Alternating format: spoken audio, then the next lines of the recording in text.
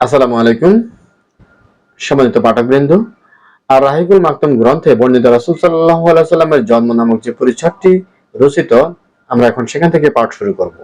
বিসমিল্লাহির রহমানির রহিম। নবী আরবি মুহাম্মদ সাল্লাল্লাহু আলাইহি সাল্লাম মক্কায় বনি হাশিম বংশে 9ই রবিউল আউয়াল সোমবার জন্মগ্রহণ করেন। সেই বছরে ইহুস্তির যুদ্ধ সংগঠিত হয়েছিল। সে সময় রাজা নওশেরওয়ার সিংহাসনে আরোহণের 40 বছর পূর্ণ হয়েছিল। জন্ম তারিখ ছিল 20 অথবা 22 এপ্রিল 571 ঈসাই সাল। বিশিষ্ট আলেম মোহাম্মদ সুলাইমান মনসুরপুরি এবং মাহমুদ ফাশা ফালাকি গবেষণা করে এই তথ্যটি প্রদান করেছেন। ইবনে সাদের বর্ণনা রয়েছে, নবী করিম সাল্লাল্লাহু আলাইহি ওয়াসাল্লাম এর মাতা বলেছেন, যখন তিনি জন্মগ্রহণ করেন তখন তার দেহ থেকে একটি নূর বের হলো। সেই নূর দ্বারা সামদেশের মহল উজ্জ্বল হয়ে গেল। ইমাম আহমদ এবং দারিমি রহমতুল্লাহ প্রায় একই ধরনের একটি বর্ণনা উল্লেখ করেছেন। কোন কোন বর্ণনায় উল্লেখ রয়েছে যে নবুয়তের পটভূমি হিসেবে আল্লাহ তাআলা রাসূলের জন্মের সময় কিছু কিছু ঘটনা প্রকাশ পেয়েছিল। কিসরার রাজপ্রাসাদের 14টি ইট ধসে পড়েছিল, অগ্নি উপাসকদের অগ্নিকুণ্ড নিভে গিয়েছিল, বুহাইরার গির্জা ধ্বংস হয়ে গিয়েছিল। এটি ছিল বাইহাকির বর্ণনা, কিন্তু এই বর্ণনা আমার সনদ প্রমাণিত নয়। জন্মের পর তার মা তার দাদা আব্দুল মুত্তালিবের কাছে পুত্রের জন্মের সংবাদ নিয়ে গেলেন। তিনি খুশি হলেন এবং সানন্দভাবে তাকে কাবা ঘরে নিয়ে গিয়ে আল্লাহ তাআলার দরবারে দোয়া করলেন এবং আল্লাহ তাআলার শুকরিয়া আদায় করলেন। এ সময় তিনি তার নাম রাখলেন মুহাম্মদ। ইতিপূর্বে আরবে এ নাম পরিচিত ছিল না। আরবের নিয়ম অনুযায়ী 7ম দিনে খতনা করালেন। মায়ের পর আবু লাহাবের দাসী সুয়াইবা দুধ পান করেন। সে সময় সুয়াইবার কোলের শিশুর নাম ছিল মসরু। সুয়াইবা তার আগে হামজা ইবনে আব্দুল মুত্তালিব এবং তারপরে আবু সালামা ইবনে আব্দুল আসাদ মাখজুমিকে দুধ পান করিয়েছিলেন।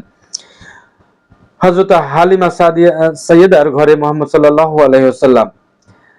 আরবের শহুরে নাগরিকদের রীতি ছিল যে তারা তাদের শিশুদের শহরের অসুখ বিসুখ থেকে ভালো রাখার জন্য দুধ পান করানোর কাজে নিয়োজিত বেদুইন নারীদের কাছে পাঠাতেন।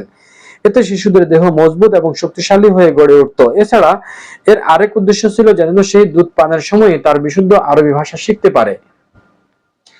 এই রীতি অনুযায়ী আব্দুল মুত্তালিব ধাত্রীর খোঁজ করলেন এবং তার দৌহিত্রকে হালিমা বিনতে আবু জুয়াইবের হাতে তুলে দিলেন।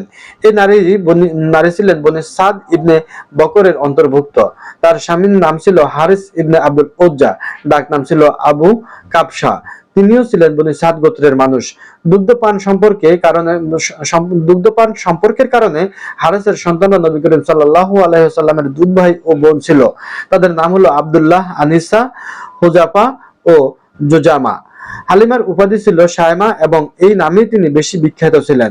তিনি আল্লাহ তাআলার রাসূলকে বুকের দুধ খাওয়াতেন এবং তিনি ছাড়া আবু সুফিয়ান ইবনে হারিস ইবনে আব্দুল মুত্তালিব, যিনি নবী করিম সাল্লাল্লাহু আলাইহি ওয়াসাল্লামের চাচাতো ভাই ছিলেন, তিনিও হালিমার মাধ্যমে তার দুধ ভাই ছিলেন। তার চাচা হামজা ইবনে আব্দুল মুত্তালিবও দুধ পানের জন্য বনি সাদ গোত্রের একজন নারীর কাছে ন্যস্ত হয়েছিলেন। বিবি হালিমার কাছে থাকার সময় এই নারীও একদিন আল্লাহ তাআলা রাসূলকে দুধ পান করিয়েছিলেন। ওই হিসেবে তিনি এবং হামজা উভয়ই সুয়াইবা এবং সাদিয়া দুই সূত্রে রেজাই ভাই বা দুধ ভাই ছিলেন। দুধ পান করানোর সময় হযরত হালিমা নবী করিম সাল্লাল্লাহু আলাইহি ওয়াসাল্লামের বরকতের এমন ঘটনা প্রত্যক্ষ করেছিলেন যে বিস্ময়ে হতবাক হয়ে গিয়েছিলেন। বিস্তারিত বিবরণ তার মুখেই শোনা যাক। ইবনে ইসহাকের বর্ণনা মতে হযরত হালিমা রাদিয়াল্লাহু তাআলা হযরত হালিমা বলেন, আমি আমার স্বামীর সঙ্গে আমাদের দুগ্ধপোষ্য শিশু সহ বনি সাদ গোত্রের কয়েকজন নারীর সঙ্গে নিজের শহর ছেড়ে বের হলাম। সেটা ছিল দুর্ভিক্ষের বছর, চারিদিকে অভাব অনটন। আমি একটি মাদি গাধার পিঠে সওয়ার করেছিলাম। আমাদের কাছে একটি উটনিও ছিল, কিন্তু সেই উটনি এক ফোঁটাও দুধ দিত না। ক্ষুধার জ্বালায় দুধের শিশু ছটফট করত। রাতে ঘুমাতে পারতাম না। আমার বুকেও দুধ ছিল না, উটনিও দুধ দিত না। বৃষ্টি এবং স্বাচ্ছন্দ্যের আশায় আমরা দিন কাটাচ্ছিলাম। মাদি গাধার পিঠে সওয়ার হয়ে বাড়ি থেকে যাওয়ার সময় গাধা এত ধীরে চলতে লাগলো যে কাফেলার সবাই বিরক্ত হয়ে গেল। দুধ পান করানোর জন্য শিশুর সন্ধানে মক্কায় গেলাম। আমাদের কাফেলা যত নারী ছিল সবার কাছে আল্লাহ তাআলার রাসূলকে গ্রহণ করার জন্য পেশ করা হলো, কিন্তু পিতৃহীন তথা এতিম হওয়ার কারণে সবাই তাকে গ্রহণ করতে অস্বীকার করলো, কেননা সবাই সন্তানের পরিবার থেকে ভালো পরিশ্রম আশা করত। একজন বিধবা মা কি আর দিতে পারবে, এই কারণে আমরা কেউই তাকে নিতে রাজি হইনি। এদিকে আমাদের কাফেলার প্রত্যেক নারী কোনো না কোনো শিশু পেয়ে গেল, আমি কোনো শিশুই পেলাম না। ফেরার সময় স্বামীকে বললাম, খালি হাতে ফিরে যেতে ভালো লাগছে না, আমি বরং সেই শিশুটিকেই নিয়ে যাই। স্বামী রাজি হলেন, বললেন হয়তো ওর ওসিলায় আল্লাহ পাক আমাদের বরকত দেবেন। তারপর আমি গিয়ে তাকে গ্রহণ করলাম। হযরত হালিমা রাদিয়াল্লাহু তাআলা বলেন, শিশুকে নিয়ে আমি যখন ডেরায় ফিরে এলাম তখন আমার উভয় স্তনে ছিল দুধ পূর্ণ।